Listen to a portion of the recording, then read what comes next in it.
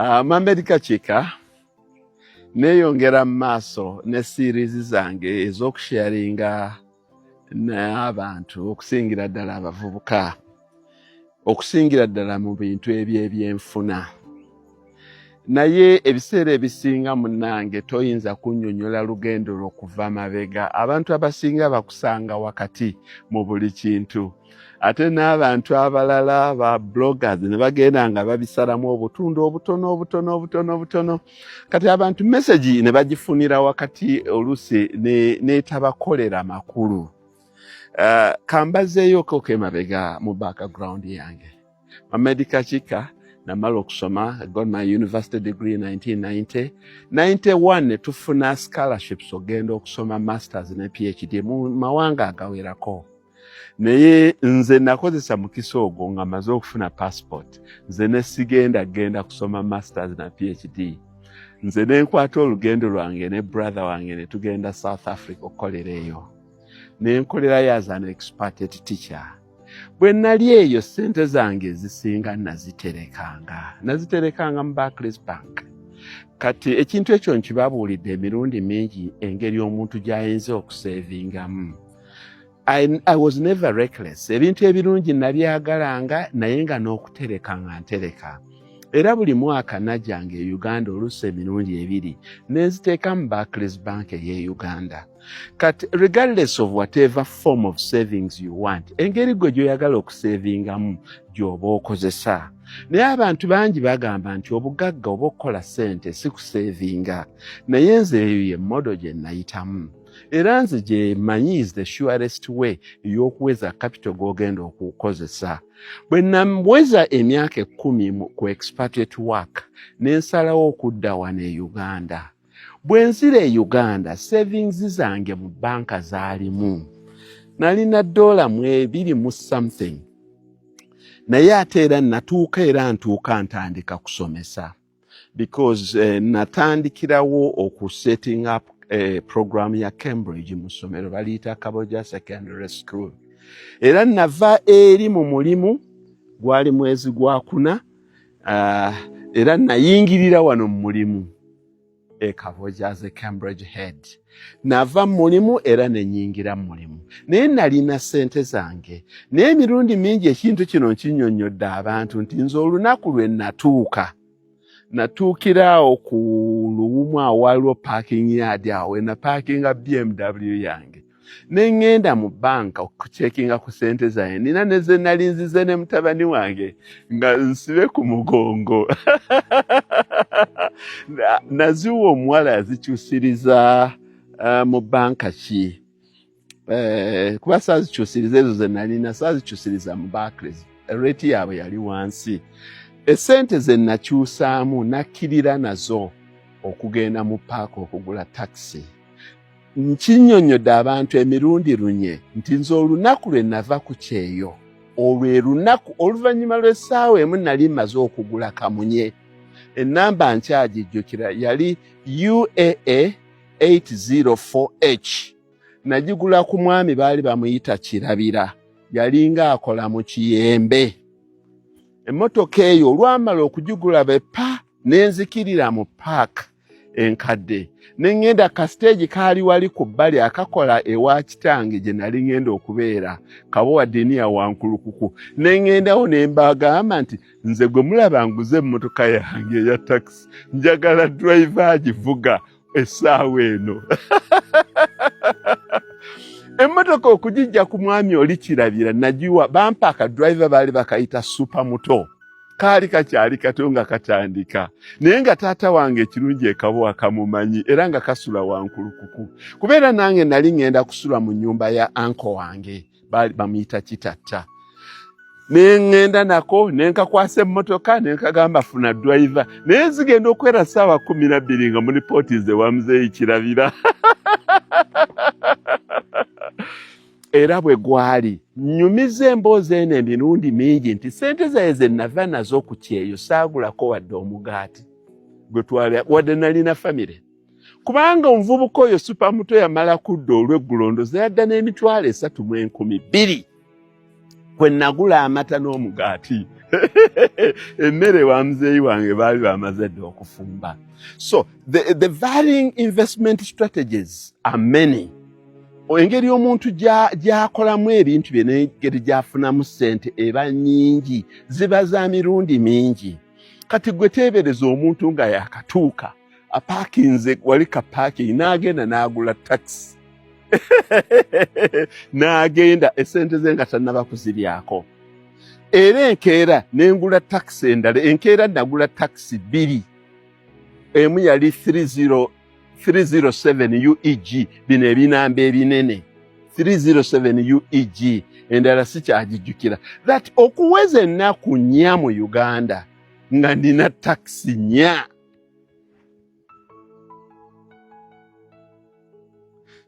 Nga nkozesa ssente zange ze nalina mu Barclays Bank. N'omwami omu napaakinga BMW yange wali ku ka taxi park emabega waayo baakayitanga oba paaka ya emabega waka taxi awo. Waabangawo omwami Katumba yali wa Utoda. Aba Utoda we baabeeranga we waabanga ka office kaabwe. Olwo nange njagala okuyingira mu Utoda kubanga nange amwe taxi don. Bwe manyimiridde emmotoka yange yali ekuba omuziki.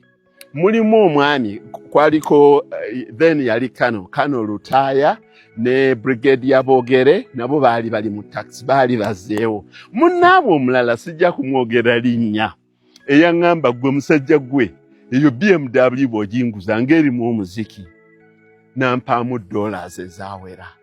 Era awo we nagireka twayambuka Bwambusi ku Grand Imperial ewa Karim Hiriji nga bampaamu dollars zange nga nziteresa kuba bwali kiro nga nziteresa wa Karim Hiriji kubanga twamukolerako dda n'omuvubuka oli gwe nabagamba Magembe yavuganga Peugeot yange station wagon gye najje South Africa.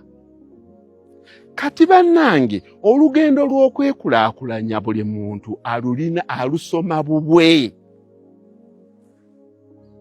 Nze Mohamed Kachika ngenze nzijjayo story zange mbulamba.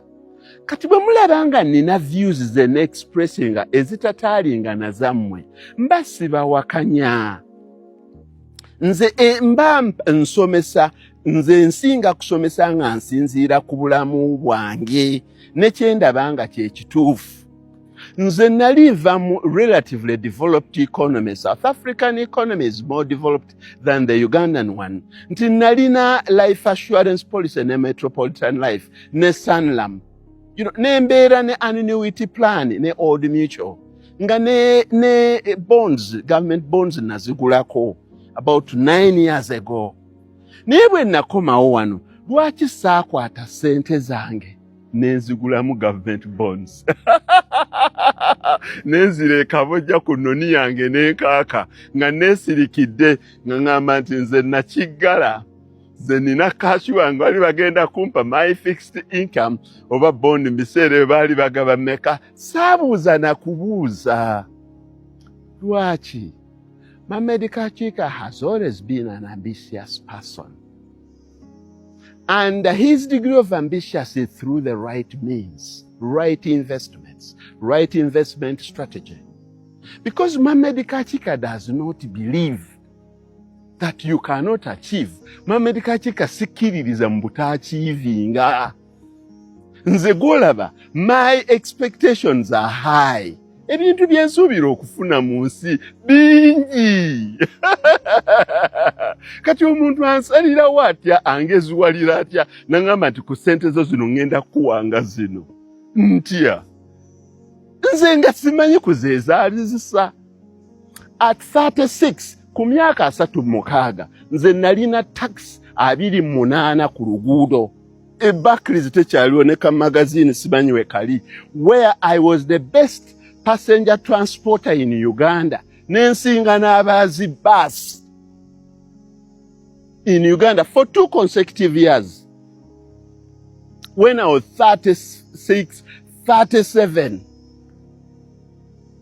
Kati nze embeera zange zibadde bwe zityo. Sizakuddira ssente zange n'enziwa muntu. Because I've had high ambitions. Bwe natuukana abantu bagamba taxi oguze yaki mwana wange zigenda kuttira ssente.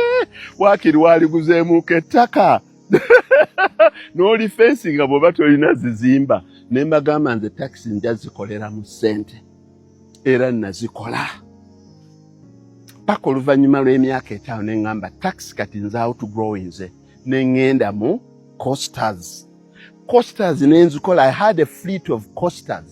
Mwazirabanga zasimbanga wali Odi Kampala n'endala nga zisombako abantu ekireka awo Katale. Zabangako ekigambo kiwedde zaali za Muhammad Kachika. Manager wazo Nvubuka Kabere nga akyali mu that industry. He can testify. Manager wa taxis balinga bamuyita Kajumbi. Wali e Busega kuzidde eri. Wali bwena kikoowa kubanga kati bannange ninga contradictinga mbagamba kugula ttaka naye ate nze siri nasooka okugula. Buli muntu acrafting path ye nga bw'agiraba kubanga nze ngenda okuva South Africa nga ennyumba mwe ngenda okusula emaze okutegekebwa. Ennyumba yali ya kojja wange nga naye yagenda Japan ku kyeyo ne bagitereeza muzeeyi wange n'agitereeza nze najja buzinga nteekamu bitanda ate byali bimaze okugulibwa era nagibeeramu omwezi gumu. Omwezi ogwaddako nali ngenda Kabojja kusula mu ssomero e Kabojja. Nasula mu ssomero e Kabojja paka we navaawo ne nnyingira amaka gange Muyenga. And that's the reason why saasooka kugula ploti na kuzimba nnyumba. Because nali nina wensula ekyo nkibazzeemu emirundi mingi ne mbagamba naye bw'obanga tolina kye weesiga wa woogenda kusula nga n'ekisenge kuweesigamye tekiriiwo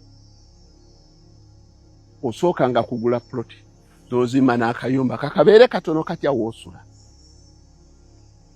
Era omukulu omu nakyogeddeko ennaku eziyise emabega bwe yabadde atwanjulira NSSF n'agamba when you have some money buy a bond because it is secure. Omwami oyo mutuufu era nzikiriziganya naye nti abantu abamu abatasobola kukola businesses nga Muhammad Kachika bwe yali nti ye when he had some money he bought a fleet of taxis.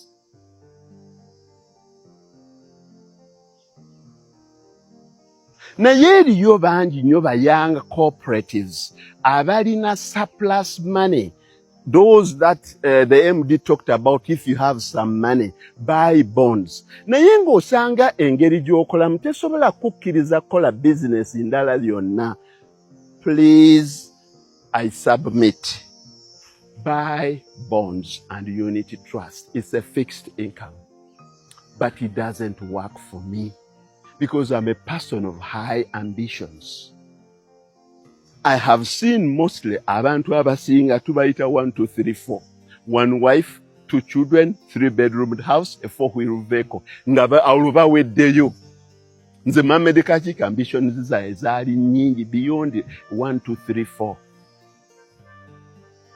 Chovola basiwagira muntu. Abadda importing motoka ng'alina yaadi ye. Abadda importing amasimu. Aleeta engoye. Olw'okuba bamuyigiriza nti bw'ogula bondi ofuna 16%. Kati n'akikubyamu omusolo nga gutiitiridde embeera ng'etuyitiriddeko n'alooka atunda yaadi ye n'agitunda miliyoni 8 n'azireeta n'azigula mu bondi. Ng'ebikolebwa biweddeyo. Nze bwe ngenda okuweza emyaka 40, in fact I was 41 and a half. Nengamba nti ebintu bino nga terijja kungaggawaza. Transport atuuka ekiseera ne parking loole zange zonna zaaliko n'omusenyu. Nagenda naziparkinga mu ssomero e Vienna, my colleagues can testify. Ezimu zaaliko n'embaawo. Zonna ne nziparkinga mu ssomero emabega eri. We nazitundira abantu abasinga zigula bava wali kyali wajjala ku yadi n'awalala wonna zonna naziparking omulundi gumu. Olwo nga ntandise okugula ettaka najja kuziika ne ntandika okugula ettaka.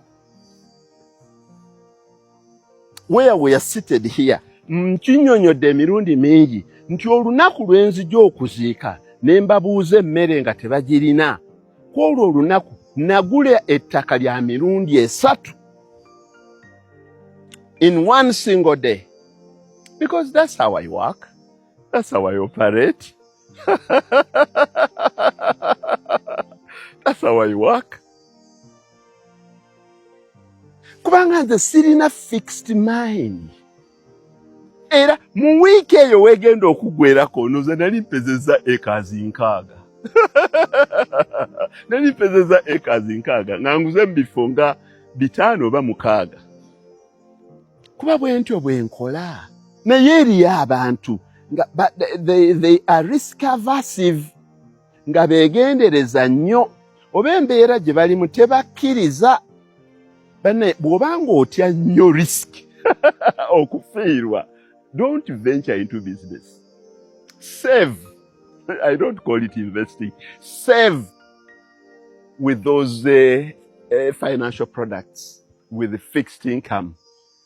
If your ambitions are fixed, or if your expenses are fixed, naye abasajja abaagala okukola ssente teba fixing their expectations, teba fixing their incomes.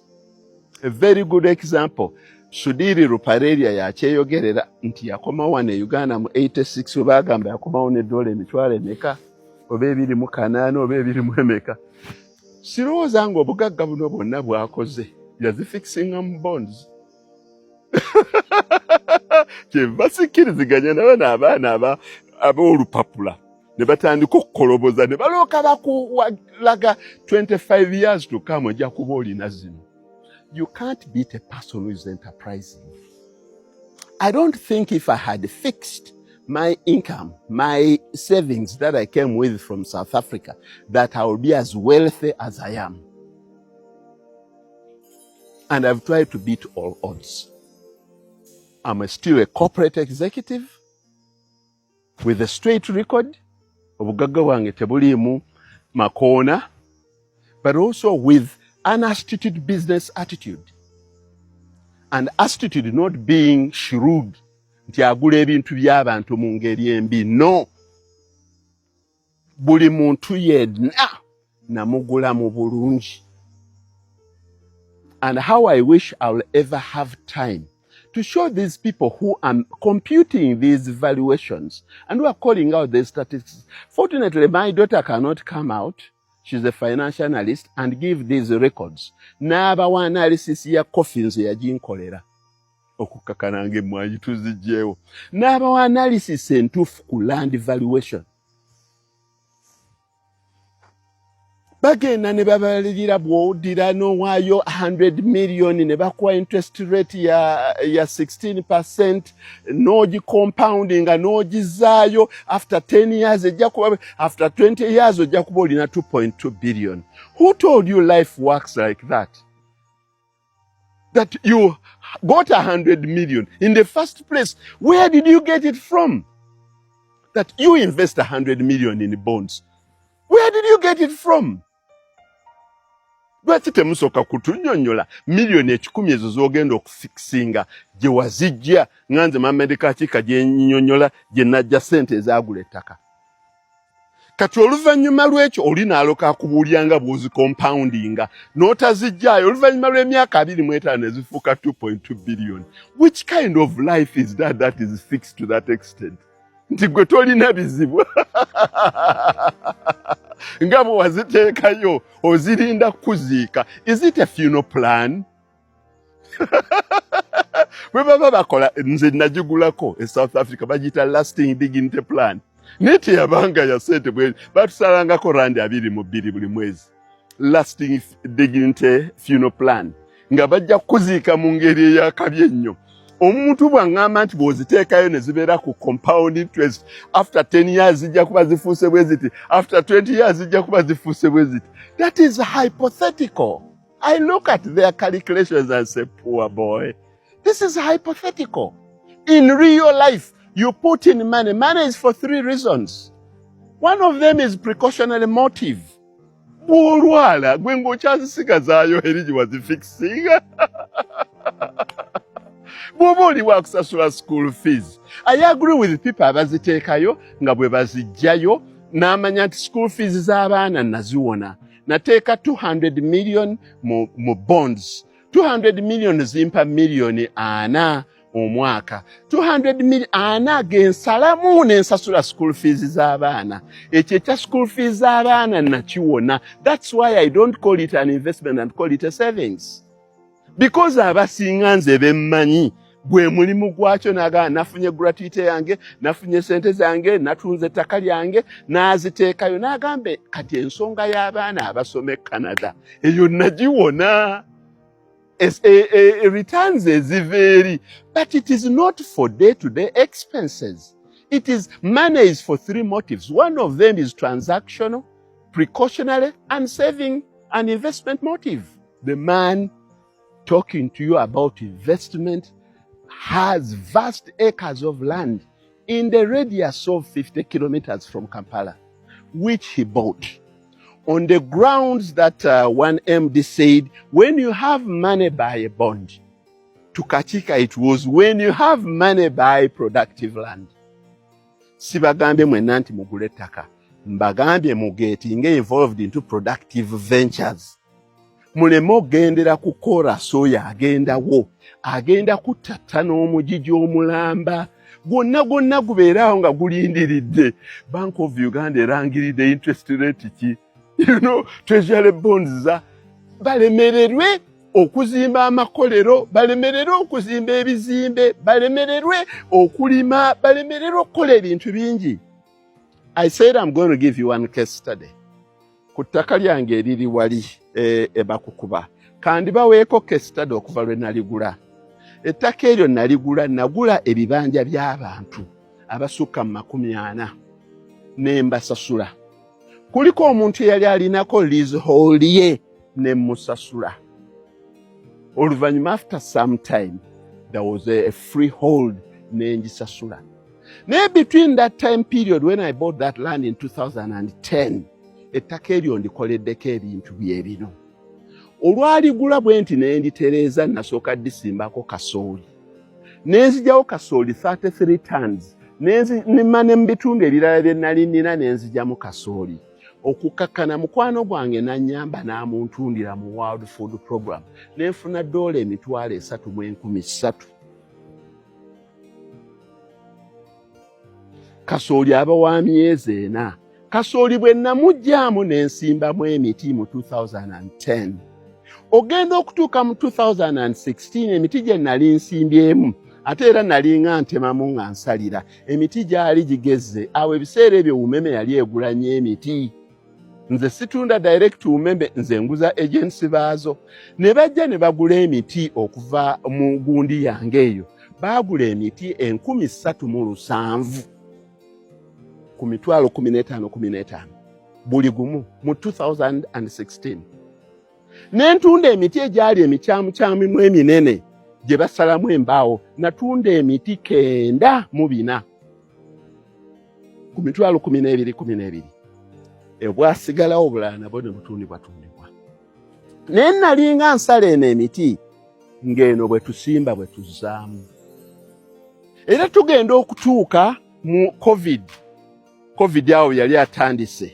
Tugenda COVID 2020 September nga ensalo bazizibye. Ensalo bwe baziziba timba nga takyayingira kuva mu ggwanga lye mumanyi. Abantu batandika kuva bwayise eyo Kawempe. Ne batandika okulumba ebibira byange nga beegayirira ssebo embaawo tezikyalabika. Omuti gwe nalinga ntunda emitwalo 6 nagutunanga 8 ku 10. Nensala ebibira byange ebyo mu COVID nasala ebibira 11. Naye we nasalanga nga nzirawo n'ensimbawo, buli we nasalanga nga nzirawo n'ensimbawo, buli we nasalanga nga nzirawo n'ensimbawo. To an extent that I found myself with a lot of liquidity. Kyantandisa faamu eyo. Naye ng'ate even before mu miti giri era nalinga nninamu ente. Naye ne gye nasimba mu COVID kati era giijo ngisaze. Gijjo naakagituuka hafuwe. Kati nsaze omulundi ogwokusatu n'ensimbamu omulundi ogwokuna. People who are doing these evaluations, how do you determine the rate of return on investment for land? Mugenda ku buplots bw'ekiwaatule ne Namasuba nawa ne mulooka mubuuza purchase price ne mufuna ne selling price or market value ne mwawulako after 10 years ne mulooka mulaba difference ne mulooka mu determining the rate of return on land. Mwali muzeeke w'omusajja kakiika asobola okulaga purchase price y'ettaka n'akulaga emyaka 10 ebintu byalikoleddeko ne sente zaggyemu n'alooka akulaga ne market value y'ettaka kati we lituuse n'olooka okola proper valuation of rate of return on land. Bwe mpulira omuntu ng'agamba nti fixed income esinga bonds zisinga ettaka. Ettaka eryo nga lyali awo lyali idle. Siriteekako washing bay bwe liba nga liri mu kibuga. That's the problem of people. Kiri wano nti eriyo abantu oluba okugula ettaka wadde agenda kulitunda ng'asooka n'alisimbako bukasooli. One of the signs of ownership, wakitotemako ne beka 5 ku 10 katemeko olumonde balooke bamanye osindikeyo sengaawo yabaamulya wadde oli Buwarabu. Togulanga kataka n'otakateekako mark nti kano kako katemeke olumonde kasimbe mu bukasooli oba embuzi zibulye okwalya n'ekyo nti baalidde kasooli wange nze gwolaba nafiiriddwa naye ng'ogezezaako okufuna an economic activity on your land. Is it true really that someone who have invested into a fixed return can beat Muhammad Kachika's model of buying land and intensively utilizing it? Is it true? I wish I could sponsor a group of people and take them on a tour. I can give them a maximum of 10 farms of the many that I have, that I give them candid advice which they can verify to anonagulawo 29. When nagulawo 29, nensimbako olusuku, nensimbako emmwanyi, natemawo amatooke ku Christmas ga $2.8 nekungulako n'emmwanyi. Oluvannyuma bwe nanyiiga n'emmwanyi nenzijjamu nensimbawo ebisagazi. Kati nzijjawo ebisagazi byendiise ente ziri 200 ezifulumya liters 600. Osobola ddala okola rate of return oba balina basis eyaabwe gye basinziirako. To me, which is unfounded, but to some people, which is truly applicable. So bannange, olwaleero mbakuutira tumanye nga buli muntu okwecraftingira path ye. Temugoberera ya Muhammad Kachika gy'abagambye bw'obanga owulira nti ggwe amaanyi n'obusobozi n'okubiisanya okwo okuli mu business tokusobola, teeka sente zo mu fixed income. It is safer. But if you are not satisfied with my explanation that there are so many other investments avenues that can outmatch you giving your money to someone else, lest alone I have avoided discussing the effects as excessive government borrowing onto the population in terms of consumption and investment, which is a heavy economic topic. I'll concentrate on personal financing. Personal financing. Bw'owuliranga ddala weesiga weekakasa, bwe bubanga obuzibu bwo kwefacilitatinga kujja kulaba oba kuhayaringa firm erina proper consultancy, because nze sikola bintu bino kufunamu sente. Era mbulaba obuntu obwange tebusalibwamu oba sibulina akadivert. Kubanga ogamba oti ati olina sente. Era bawoza YouTube ani TikTok bino bigaba sente. Nze mbagamba nti nze neyo nagendayo kusomesa. seetaaga ssente za bugundi obwo kubeera ne bakulu bannange baga nti owaayi oli musajja naye omulimu gw'okusomesa genda mu maaso osomese kyekyo bannange.